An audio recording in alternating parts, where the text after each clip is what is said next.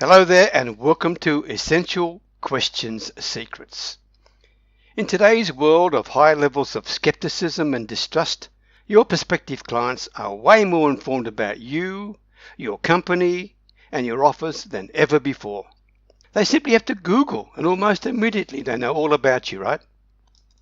So when you're talking to your potential clients, the level of engagement you have in your sales conversations are determined by the questions you ask. And if you apply sales stresses or sales pressures with your prospect, they will reject you. You may have experienced that. And they'll not only reject you, they'll also share very quickly their unfortunate experiences with you via their social media connections. And then just like that, your reputation's taken a huge kick in the pants. So the type of questions you use in your sales conversations is critical, not just to your success, but also to your reputation. My name is Peter Beckenham, the Village Marketer, and today I want to share with you a fresh new approach to your sales conversations. I'll be introducing you to questions designed to remove all the stresses and strains that normally occur in traditional sales meetings. So how are you perceived right now by your potential clients? For better or for worse, many consumers these days view salespeople much like the traditional used car salesperson. You know, the one with a cigar hanging out of his mouth and the Hawaiian shirt and the gold chains hanging around his chest, right? And saying whatever you want to hear to make sure you buy something. Many consumers these days think salespeople have an ulterior motive, that you're out there to manipulate them into buying something that they don't want or they don't need. This is pretty sad, but it's very true. And this is what you're going up against for every sales call you're going to make. So my question to you is this. Are you selling your products and your services the same way people did 10 years ago, 20 years ago, maybe even 30 years ago? You're not sure if you are? Then ask yourself these questions. Do you use any of these sales techniques? Were you taught to assume the sale? Okay. Now more on this crazy assumption later, but you know what I mean. Were you taught to actually assume the sale? Were you taught the ABC of sale? Always be closing. Were you taught to do the long sales presentations that included questions specifically designed to get the prospect to say yes? In other words, manipulative type questions. Were you taught a whole range of closes like the trial close, the puppy dog close, the alternative close, a whole stack of closes? These and hundreds of other type closing techniques are readily available online today. And I'm wondering whether any of these sales techniques sound familiar to you. And while we're on that, they probably are. And you've also probably been taught that you have to be strong, be relentless, be thick-skinned. You've got to overcome objections. You've got to focus on closing the sale. You have to accept rejection as a normal part of selling. You've got to chase the sale until they say yes or no. You've got to tell them whatever they want to hear just to build a relationship, even if that's based on lies. You've got to be so excited and enthusiastic about what you offer and to show this excitement and enthusiasm so the prospect gets excited. In other words, people will pick up your enthusiasm and buy from you. Were you taught that? And were you taught it's a numbers game to get as many no's as you can to get that yes? I mean, does any of these things ring any bells with you? What really concerns me is that these types of sales techniques have built a lot of distrust with potential prospects and with salespeople, and it forces prospects to become defensive and to reject you, whatever you may be offering. And of course, what does it do to you as a salesperson? How does it make you feel when you get rejected? Many salespeople I meet have very poor self-esteem. They are often lacking in confidence, and more important, they've got a growing dislike for what they're doing. They don't like selling. And according to Payscale.com, the average earnings of salespeople, for example, in the United States, is just a little over $42,000. So I'm wondering, is this the amount of money that attracted you into sales initially and to put up with all this rejection that you get? I doubt it, right? And the real issue is that these traditional sales techniques are triggering sales stresses and sales pressures that lead you to getting objections and being rejected so many times. It's crazy, right? You take these techniques, you trigger the pressures that lead to objections, and then you've got to spend time overcoming objections that you created in the first place.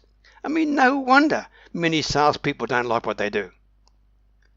But there is another way. There is a stress-free way with no sales pressures at all. It's ethical, it's honest, and truly satisfying for both you, the salesperson, and your potential clients. So today I want to share with you just a small part of what I refer to as stress-free sales success. And the part we're going to focus on is the questions you are using in your sales conversations, because questions drive engagement and they build rapport and trust. But first, let's learn how to eliminate words that you're probably using right now that are actually triggering sales stresses and triggering pressures on your potential customers, right? Secondly, we'll look at how to commit your prospects to actually take the next step with you so that you can move them forward in the buying process and actually create urgency for them to buy now rather than later. Now remember, I said move them forward in the buying process, not in the selling process. We'll come back to that. Because finally, I'm going to give you 4 powerful questions that you can use to complete any sales process. Now, you may think of them as closing questions, but you'll see later in this presentation that I want you to forget the term closing. These 4 questions I learned from some of the best marketers in the world, and one in particular by the name of Jeremy Miner. So I don't lay claim to coming up with any of them, but they are based on integrity, ethics, honesty with no sales pressures, and they work. And that's why I resonate with them, and that's why I'm pretty sure you will resonate with them as well. Let me share this with you. If you use these questions properly at the right time, your sales results will definitely increase. Now, let's first go over certain words and languages that you may be using right now that are actually triggering sales pressures, triggering sales resistance from your prospects. And really, you have to avoid this like the plague. Most salespeople, probably 99% of them, right, are not even aware that many of the words that they are using can cause their prospects to look at them as a dreaded salesperson. It just triggers things in them. They're not aware of they're doing it, and maybe you're not aware either. For example, when you say things like this, Mr. Prospect, I'm just calling to see if you'd be interested in. Or, Harry, when should I follow up with you? Or, Jane, do you still want to move forward? Or what about this one? Ken, can I come by and show you what we can do for you? Or, Mary, I can meet with you, let's say tomorrow at noon or Friday at 3. Which works for you? Or what about this one? Tom, how about we schedule another call to have the next conversation to move forward? Or a classic, Mr. Prospect, just sign the contract here. Now, these are just a few examples, but these phrases are all examples of languages that definitely trigger sales pressures, definitely trigger sales stresses with your prospects. Let me ask you, if you were having a conversation with a friend or a family member, would you honestly talk like this, using this type of language and that type of tone? I doubt it, right? Of course, you'd be much more neutral and much more natural with your tonality and the words that you're using, right? In other words, you'd be more conversational, more empathetic than the used car salesman type of voice, right? And that phrase, just sign the contract, that's one you want to completely avoid, right? Because no prospect ever wants to sign a contract. They might authorize an agreement with you, right? But they never want to sign a contract. Now, it means the same thing, but the words are completely different in the message it sends. Does that make sense? That phrase, just sign the contract, will make many of your prospects actually hesitate. They'll start thinking they're getting locked into something that they might not want to do, or maybe later they might regret. So instead, as I said before, make your language much more neutral. And you'd say, well, Harry, you just have to authorize the agreement here. That is if the next step was for them to authorize the agreement, right? So you can see it's more neutral and much more low-key. And just like your prospects, you'd be the same. You'd be much more agreeable to authorizing an agreement to move forward than signing a contract, okay? Here's another example of how your words can actually trigger sales resistance with your prospect and you may not even realize it. Now let's say you're coming to the end of a conversation with the prospect on the phone. Then you go into trying to get them to have another appointment with you. Now this is what the average salesperson would do. They'd say, well, Mr. Jones, why don't we schedule another call soon to talk about how our solution is going to help you solve these problems, right? But what would happen if they're not quite ready to move forward with you yet? Or they don't want to have another appointment with you yet? Or they can't see the value in talking with you yet? They don't have the trust in you yet. What would happen then if you said to them, why don't we schedule another call soon so we can talk about how my solution is going to help you solve your problem? How would they feel then? What would they be thinking? Well, you probably realize now you would automatically trigger some sort of sales resistance from the prospect, right? And what would they do? Well, they'd push back. They'd get defensive. They'd throw out objections. They'd try to stall you. They'd try to get rid of you, right? Or they might say, yeah, well, call me back tomorrow. When you call back tomorrow, you just get the voice message and they never return your call. It's because you triggered sales resistance, maybe inadvertently, but you did it. So before you'd say anything like that, you need to know whether they want to have another appointment with you. If you want to book an appointment, then use more neutral language. It means the same thing, but it takes the sales stresses and pressures out of the questions, out of the conversation. So let me give you a couple of examples here when you're with the prospect and you're wanting to have another appointment with them. I'm going to give you a few of them. Just pick one, okay? Pick the one that you feel, say, most comfortable with. They all work anyway, but I'll leave it to you. You could say, for example, Mr. Prospect, with your permission, we could set up another appointment to see if what we're going to do here will work for your situation. Would that be appropriate? Let me say that again so you can grasp the real difference in the approach and the tonality. Mr. Prospect, with your permission, we could set up another appointment to see if what we're doing here might actually work for your situation. Would that be appropriate for you? Or, Mr. Jones, would it be acceptable for us to talk again on the phone to see if we could actually help you? Or, Mary, would it make sense for us to talk again to see if what we're doing here will fit into what you're looking for your business? Or, John, how do you want to proceed from here? What about this one? Ken, what would be the next step for you, do you think?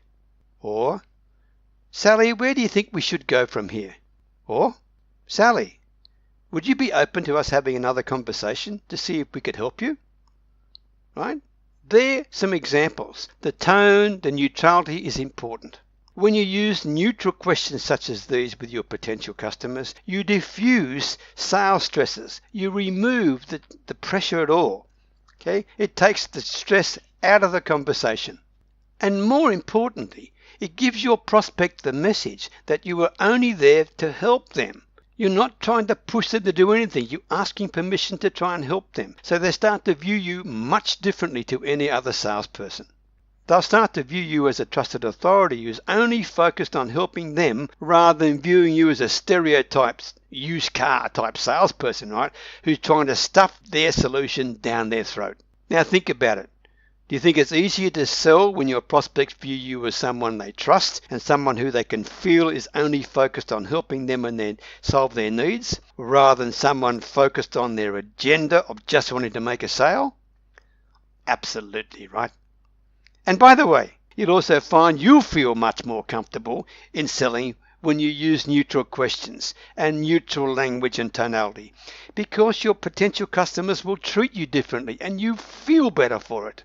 They'll treat you with respect and they will value you as an advisor, a trusted advisor.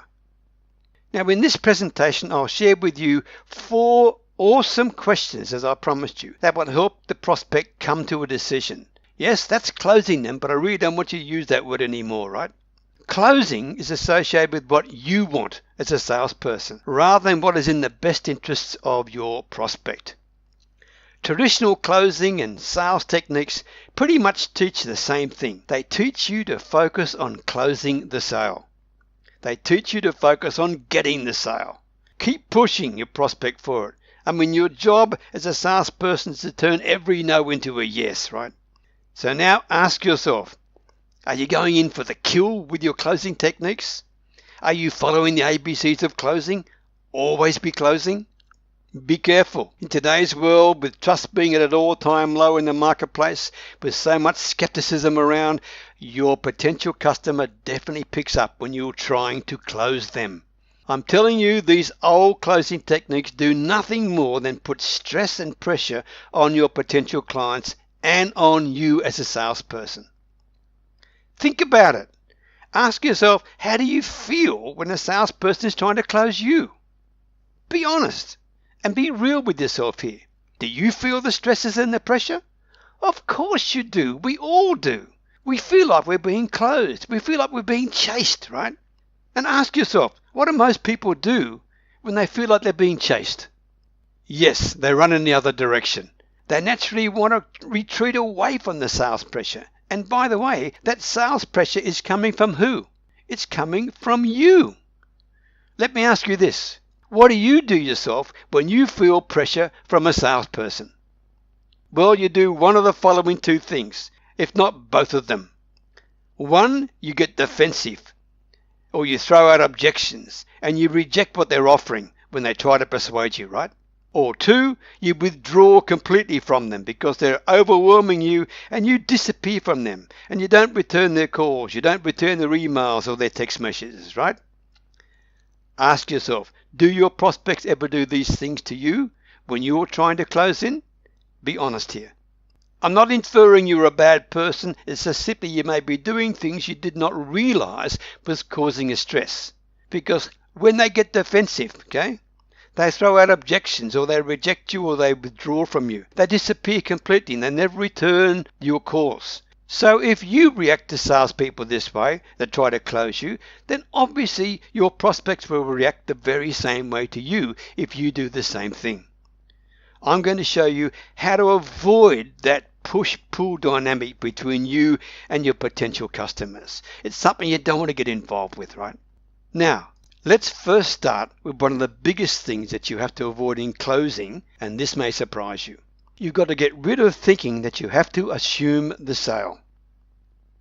If you've been taught to assume the sale, please listen carefully. You see, in the world we live in today, assumptive selling is pretty much dead in the water. Forget what those old sales gurus are telling you that you've got to assume the sale, right? You've got to always look for ways to close. If you're always looking for ways to close, let me ask you something. Do you think your potential client can feel it when you're actually doing that? Because that is what assuming the sale is all about. I can tell you, absolutely they feel it. They really do. And then what happens? Obviously, as we just talked about previously, they get defensive and they start throwing out objections, right? So let me ram this message home. If your prospects are getting defensive with you and start throwing out objections and concerns, then who's actually causing that to happen? Well, it's you, by the way you've been taught how to communicate. It's not your fault you were taught to do it that way. When you do this and you assume the sale is made, you not only trigger stresses, but also objections, and you may lose any trust that you may have created. Ask yourself honestly, have you been in a situation where you got lots and lots of objections coming to you? Okay? How does it make you feel? Think about that. And really, this is something I realistically never understood about traditional closing technique, traditional sales techniques. These traditional techniques teach you how to close a sale, which then actually triggers sales resistance and stresses with your prospect.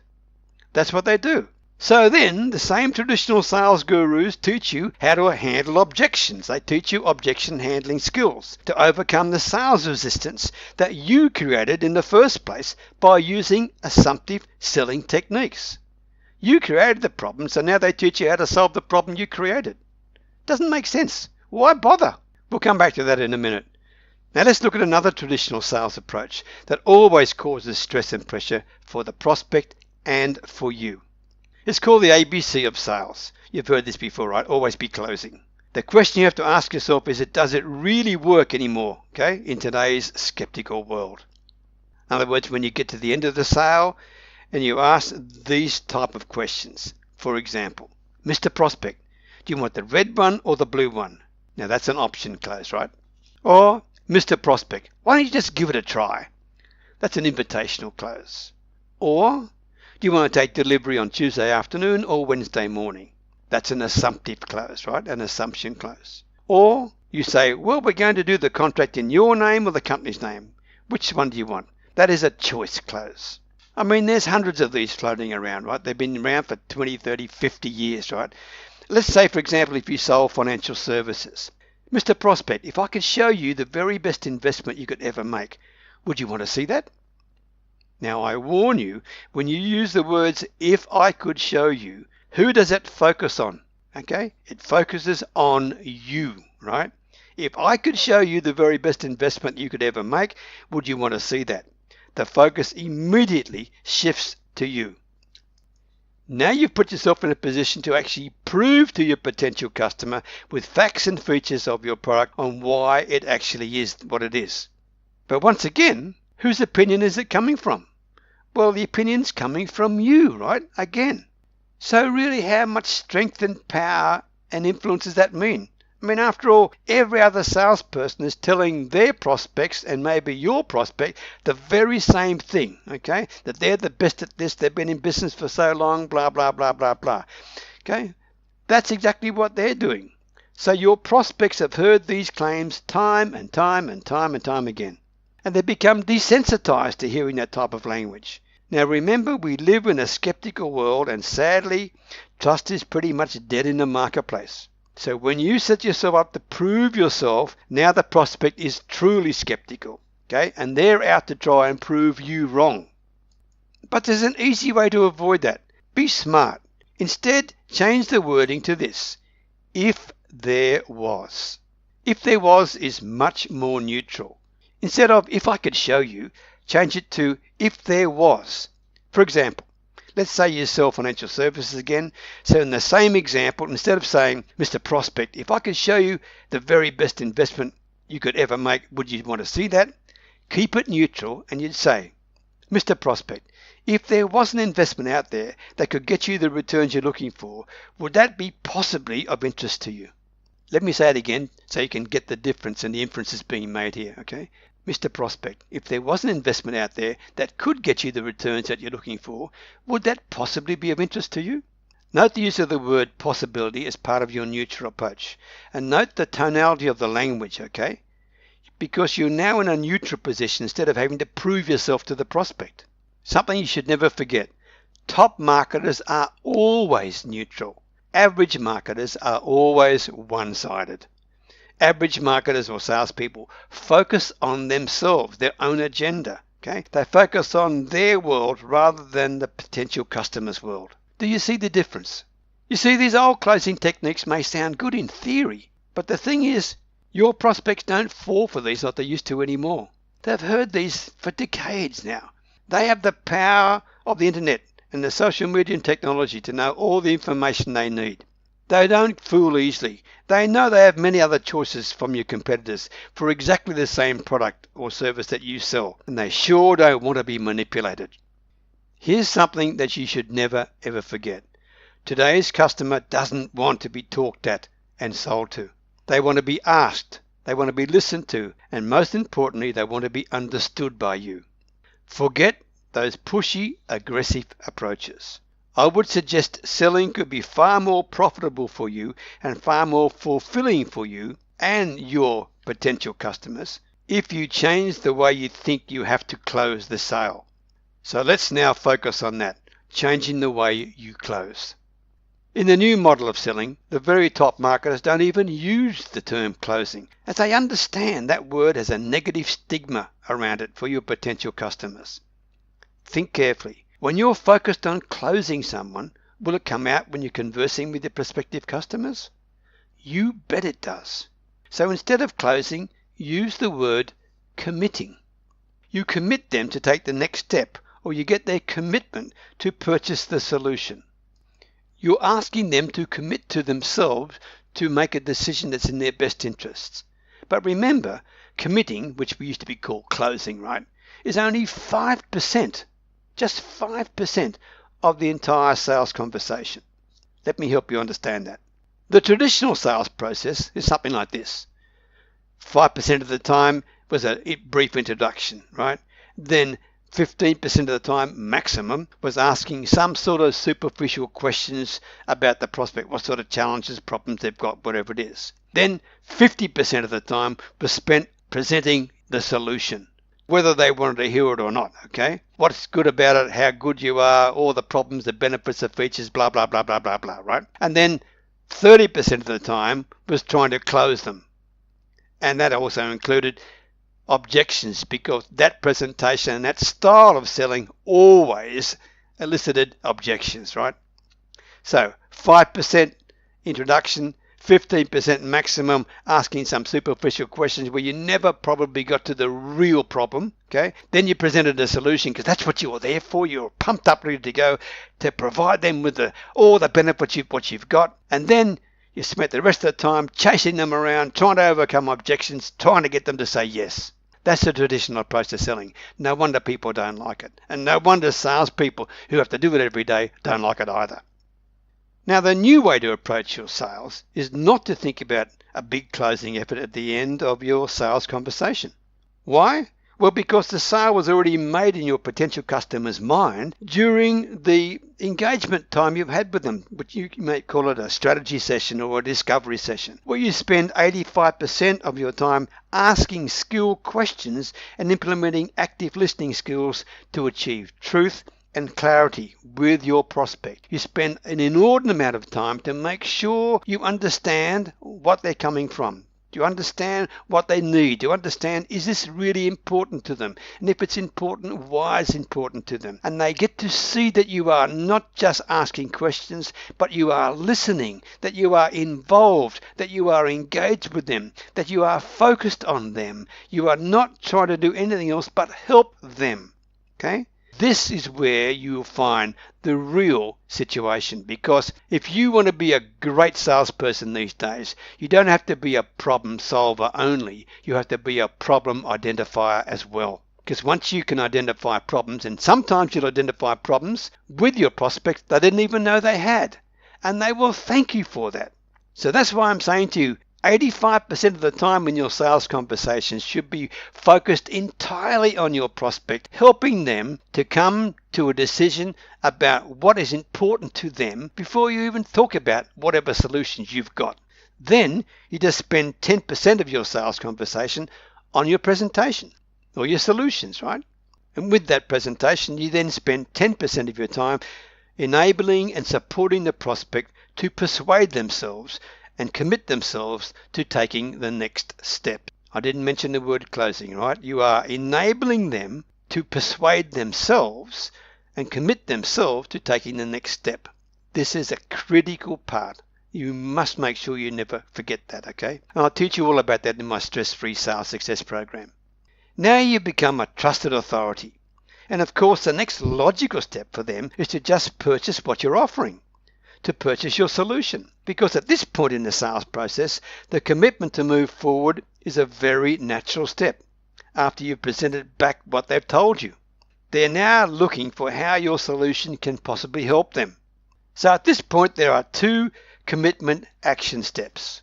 Number one may be a commitment to take a series of steps which lead to the sale. And number two, a commitment to purchase your solution and do business with you or your company. So here's where you're going to make a suggestion. You're going to come to the point where you need to decide on one or two action steps. You're either going to ask for the commitment to purchase from you, or if you don't feel they're ready, you're going to make a suggestion to take another step with them to further discover and uncover what their situation is before they make that final decision to buy. Now, whatever you do, you have to ask for commitment for them to do something, right? They've got to do one or the other. Don't just leave them hanging. So then you'll ask one of the following questions. Now, this is only if you feel, for example, they need more steps before they purchase your solution. So you would ask this: Mary, with your permission, what I'd like to suggest is the next step is. And then one of these next steps could be the many different steps depending on your product, your service, your industry, but this is the leading question. Mary, with your permission, what I'd like to suggest to you is the next step is, and then you would list one of the steps. And then you would say, would that be appropriate? Or would you be open to that? Or would you feel comfortable with that? Or would that work for you? Let me role play these for you. Mary, with your permission, what I'd like to suggest is that the next step is that we review a little bit more about your business plan. Or John, with your permission, I'd like to suggest the next step is we look more closely at the products. Or we look more closely at some of the problems you discussed. Or we have another meeting to see if I can help you. Then use the immediate follow-up questions I'm giving you now. For example, these are the follow-up ones I want you to use. Would that be appropriate? Would you be open to that? Would you feel comfortable with that? Would that work for you? So here's some examples to see how it works.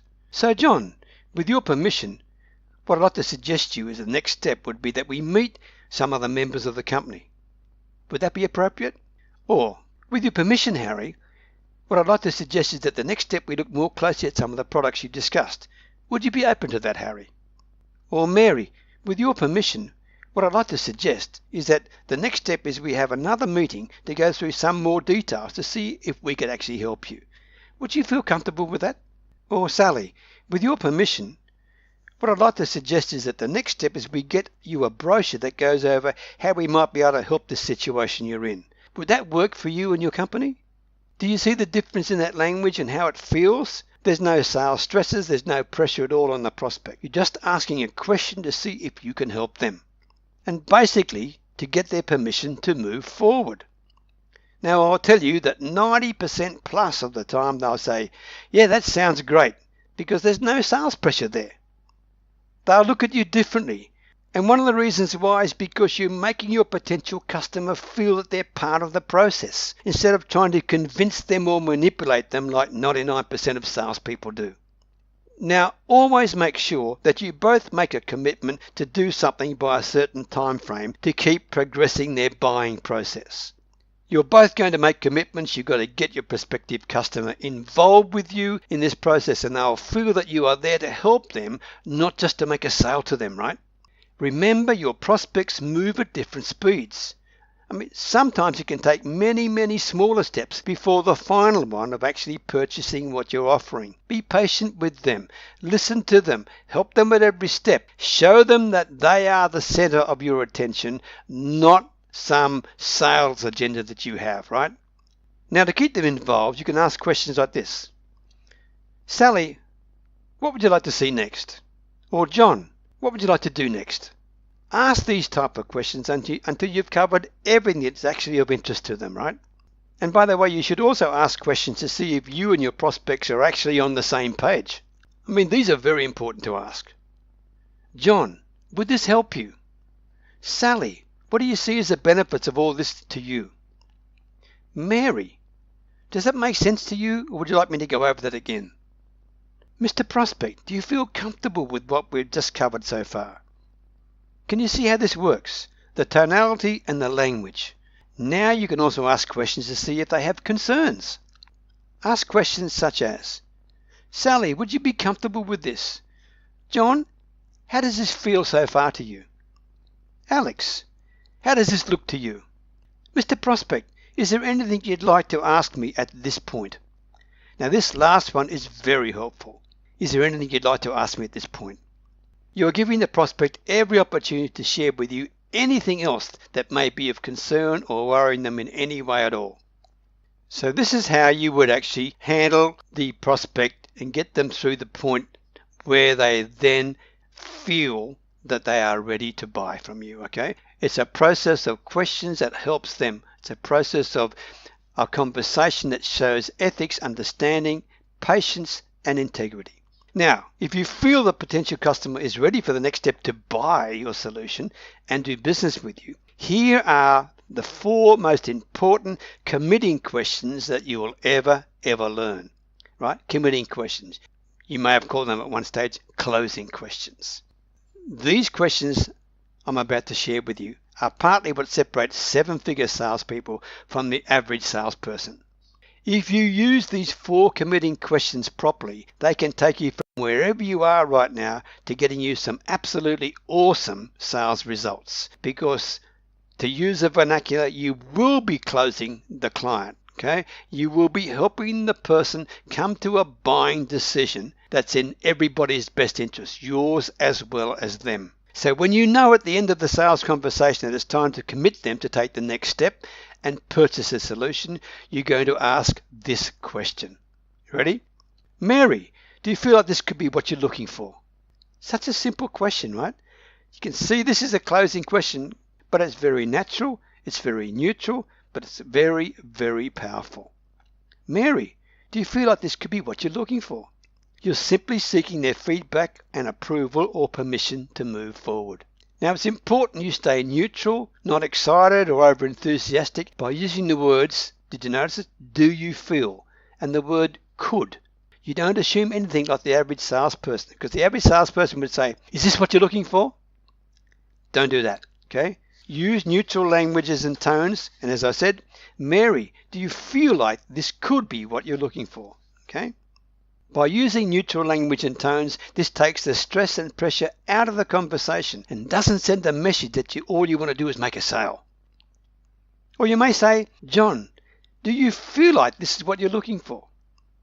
Let me tell you, if you've done your job in the sales conversation during the strategy session, okay, and asked the appropriate questions and gone deeper in your conversations to get the person's real pain points, challenges and problems out, plus the emotions that go with it and the feelings that are wrapped around all those things with their problems, if you've done that, okay, then when you actually get to the point when you say, do you feel like this is what you're looking for? Then 95% of your prospective customers at that point will say yes. And why would they say yes it is? Because they came to this decision. They persuaded themselves and they own that decision. You didn't try to convince them. You didn't try to sell them. You enabled them to come to their own decision where they persuaded themselves that this is what they want to do. Then you'll ask this question. Tom, why do you feel like it is though? When you say this in a tone like that, as if you're a little bit skeptical, and they give you the answer, guess what? They are persuading themselves even further that they want to do business with you. Because not only will they tell you why they feel your solution is right for them, but more importantly, who else are they telling it to? They're telling themselves why your solution is the best. And when your prospects tell themselves what they want to work for you, guess what? That is extremely persuasive. Do you think it's far more persuasive than you trying to tell them they should buy from you? Absolutely. This is why by removing the sales stresses and pressures, you are enabling your prospect to come to their own decision. That is just so powerful. You will then ask this committing question. Sally, do you feel like this is something you can have or do or use that will get you where you're wanting to go? Or you might say this depending on really what you're selling, right? Sally, do you feel like this is something you can do that will get you where you're wanting to go in your life? Or John, do you feel like this is something you can use that will get you and your company where you're wanting to go in the future? You see, this is powerful because in their mind, they look at your solution long term. It's something that can get them where they're wanting to go. And of course, the majority of the prospects will say, yes, it is. Then you'll ask this question.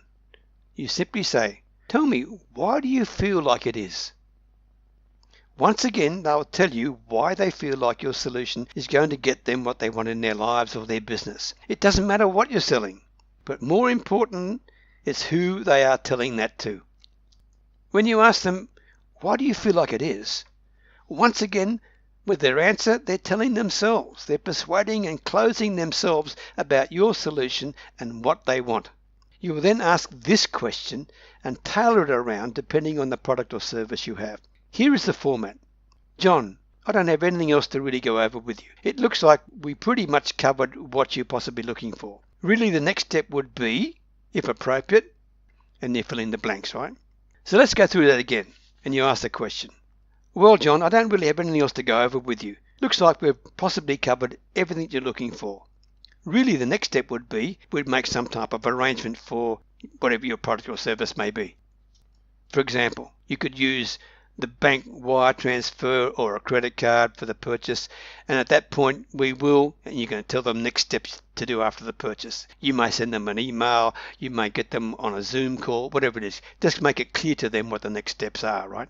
Then you would follow up immediately this question with this. John, would that be appropriate? Or how would you like to proceed from here? Or you could say, where should we go from here, John? You see, this is a very powerful committing question at the end to use that shows that you respect them and their thoughts and their opinions and their time. Now remember, at this point, they've already persuaded themselves during the strategy sales conversation to be a customer of yours, to buy your solution. They've already decided that. So logically, when you ask this question, John, would that be appropriate? Or how would you like to proceed from here? When you ask that question, then 90% of the time they'll say, okay, well, what do I need to do to buy or purchase? Or they might have a few concerns or a couple of questions that you actually help them overcome right there, just some minor points. Now, I want you to notice the power that you actually have once you give up what you thought was the power of trying to assume the sale, of trying to convince people, of trying to close people. Okay? If you give up that approach, then you'll be in a much more powerful position and in a much more enjoyable and satisfying position, because your prospect will treat you and look at you completely differently than any other salesperson they probably ever met with. In fact, they will not view you as a salesperson at all. In fact, they'll view you as an advisor or a trusted authority, and you're becoming a friend to them.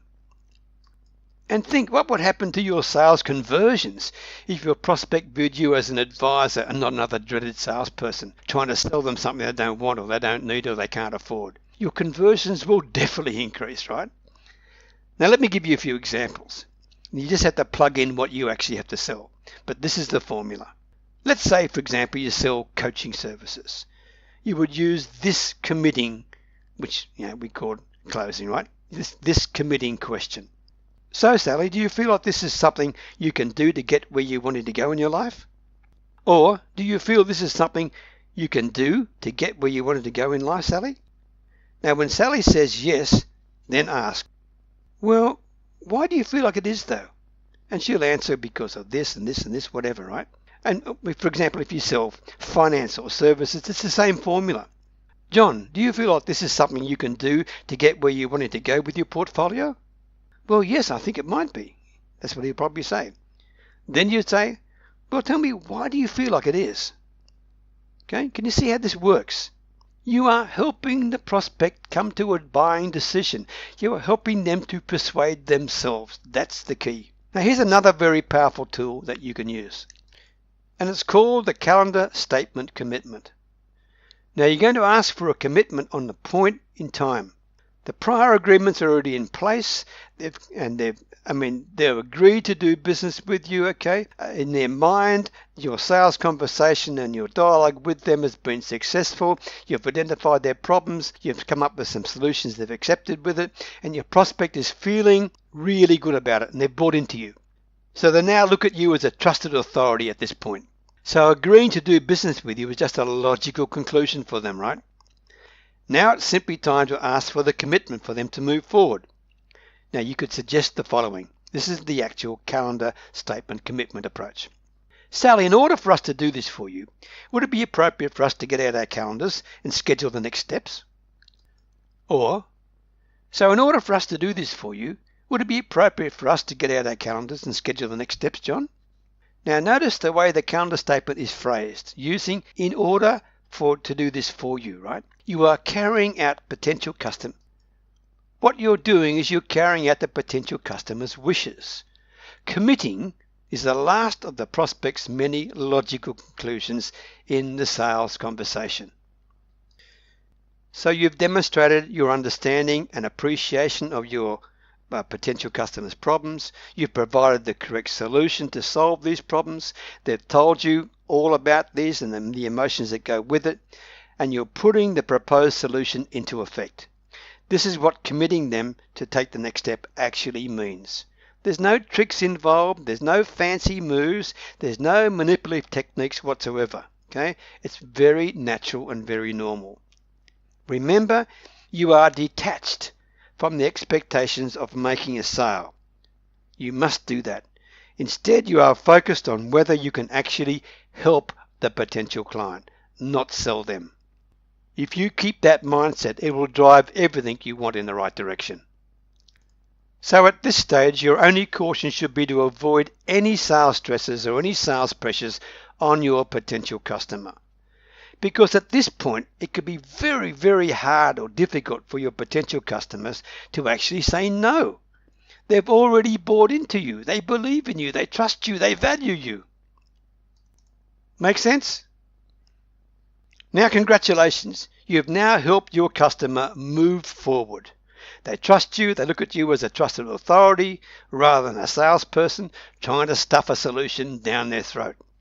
Watch what their reactions are to you. Notice how they treat you and have respect for you, how it makes you feel good inside, how it makes you feel even better about doing the job that you do, as well as earning you a heck of a lot more money, right? Each of you shared a perspective. The potential customer by painting a picture of their needs and their wants and their problems, and you by simply listening and asking them skilled questions. The final decision is a win-win for you and, more importantly, for your new customer.